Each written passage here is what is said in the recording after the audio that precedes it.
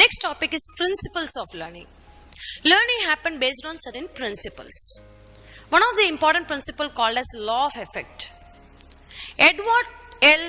Thorndike, he stated this particular principle as responses followed by pleasant consequences are more likely to be repeated, while responses followed by unpleasant consequences are less likely to be repeated.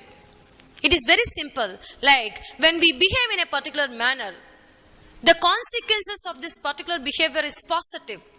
We tend to repeat the same behavior. Once we learn that the consequences for this particular behavior is not positive or it is negative, there is any unpleasant response we got out of our behavior, we less likely tend to repeat that particular behavior. This is called as law of effect. Next is reinforcement. What is reinforcement? Reinforcement means to strengthen, and reinforcement refers to stimulus which strengthens the probability of a particular response being repeated. There are mainly two types of reinforcement: positive reinforcement and negative reinforcement.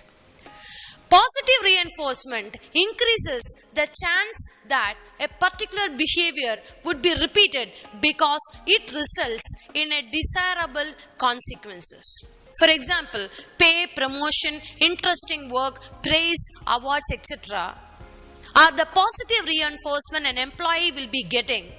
When he is getting this positive responses or desirable consequences, he is likely tend to repeat his particular behavior, which will lead to performance.